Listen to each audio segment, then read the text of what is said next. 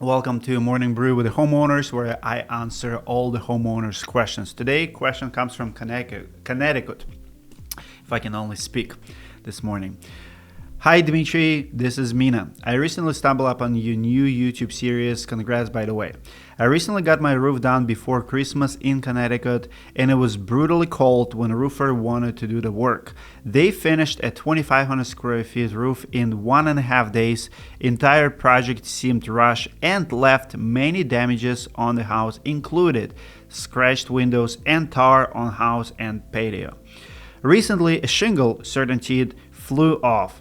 The roofer came and asked his team to reinstall it. I hear a flapping noise when winds are high. I'm afraid the job was done faulty and with poor quality. I paid half the bill and still wondering how at all I should discuss second half of the bill. Scared if I pay it all and there is an issue, roofer will not help as he already was rude about the whole project.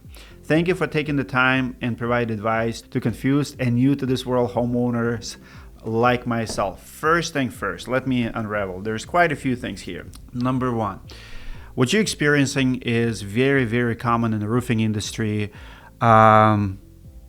Late season installs are the worst. So when you install asphalt shingles in a colder temperature, 50 and below is a colder temperature for asphalt. They will not seal probably until spring, which is sucks. Sucks for the roofers, sucks for the homeowners. It's not end of the world. Most of the time they will seal unless you live in the middle of the field and you have a lot of dust. Then your roof might be compromised. But if you live in a neighborhood, you don't have high winds, most likely your shingles will be fine. Unfortunately, some roofers do late season installs. Some of them will not even touch a roof below 50. But again, it's not end of the world. Certainteed is a decent product with a decent sealant, but you need sunlight to melt it to seal. So what a lot of homeowners don't realize that shingles are water shedding material, not waterproof material. So they need to seal in order to work. And if they don't, they will be flapping, they will be blowing off.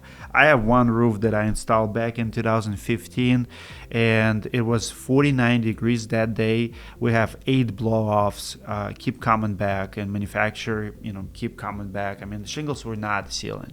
And then even in the springtime, they were not sealing, but finally, after we replaced so many of them, out of my pocket, of course, the roof, and it was a black roof. So finally it was sealed, but it took literally full year from the day of install. So nothing uncommon there.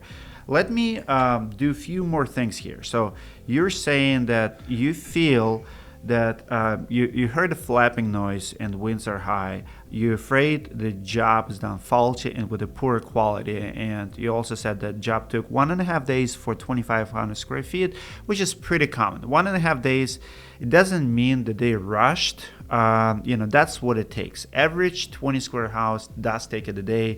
Day and a half is probably because it was cold, late start, takes a little bit longer. Everybody moves slower when it's cold. So that's that. It looks like your biggest concern is that you paid half the bill and you wonder how you should discuss the second payment because the contractor already been rude.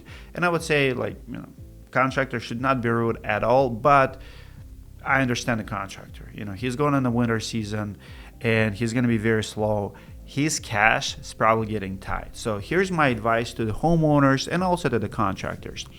In case like this, when there's obvious touch-up list, so if you do see the shingles are not sealing, which obviously means that in the springtime, a roofer will have to come back, either seal them manually or they have to replace couple shingles, install couple shingles that blew off, or deal with the problem. So every time you have contractors who has to come back to you, you want to have leverage. If you pay them 100% in full, you don't have leverage. Why would they come back? It's very hard when there's no money involved. Now, if you pay them 50%, half the job, it's not reasonable to hold entire amount. You need to understand this.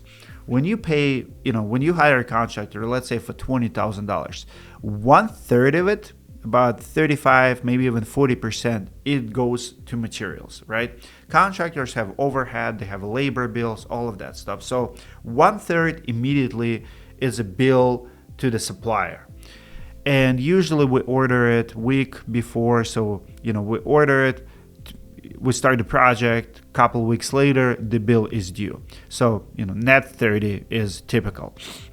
So we have little leverage there. We have a couple weeks to play around. So we finish the job. We have a couple weeks to collect the payment. If we don't collect the payment, now we'll have to pay that bill out of our pocket, right? But in this case, nothing bad happened. But then second third of the project is labor.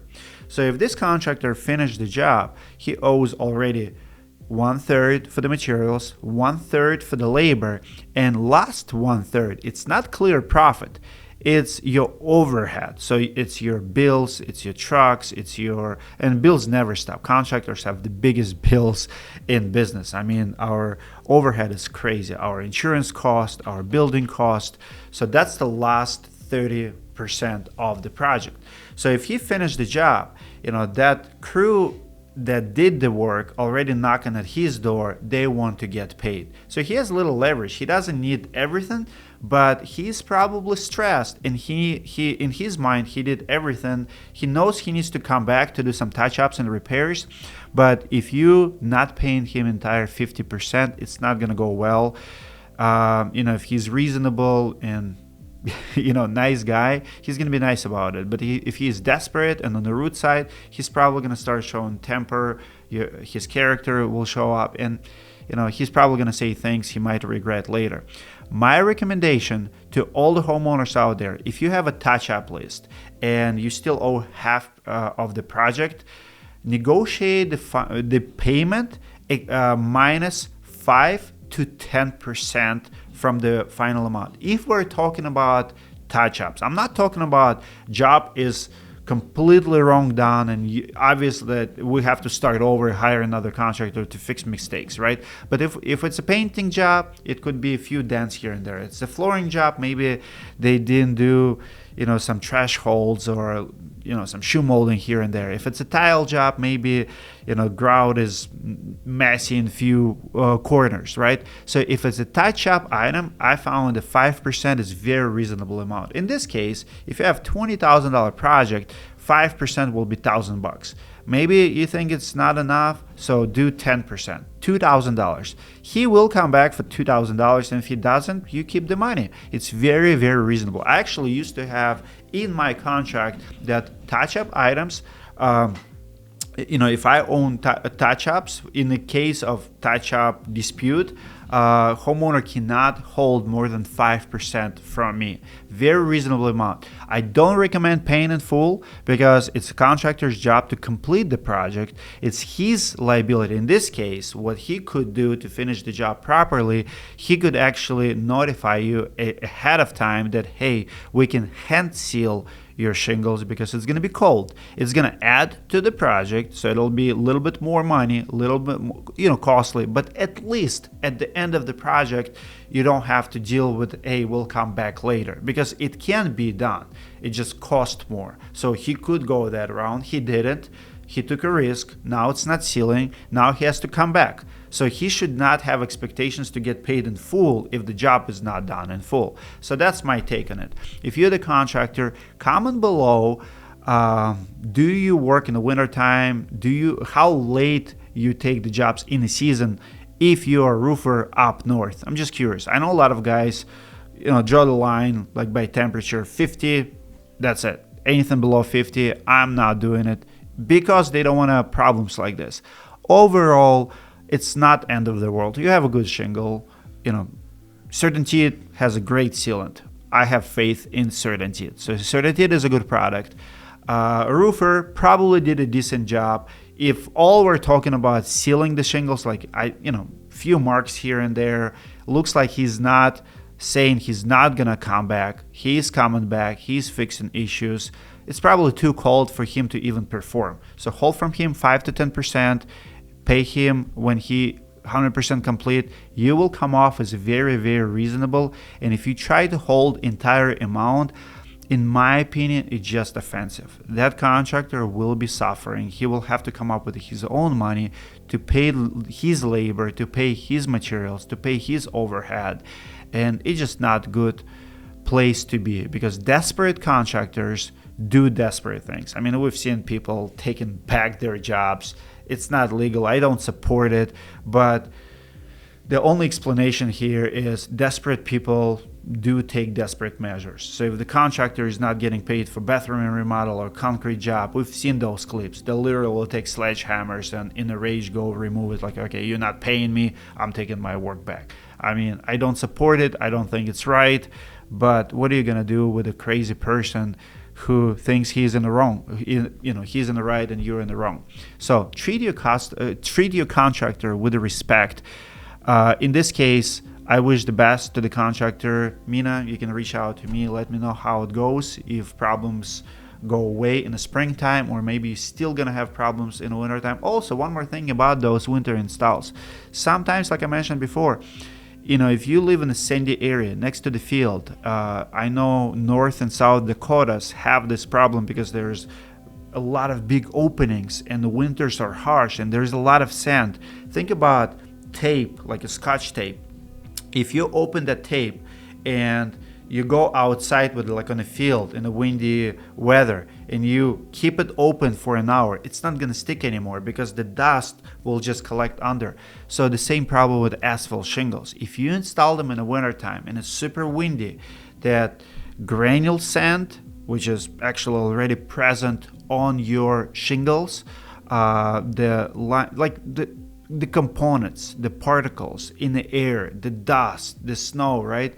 If that gets underneath, it's kind of gonna mess up the tar, and there is a big chance that shingles will never seal. Again, it doesn't happen in not windy areas. It doesn't happen, in downtown Minneapolis or downtown, big cities, because you don't have big winds, you don't have big sands. But still, we have seen it. There's been class action lawsuits about it. Shingles will fail, and as a matter of fact, a lot of shingle manufacturers will even specify it in installation manuals that they don't recommend installing below certain temperatures for that reason alone. So comment below what you think about the problem, about my advice today.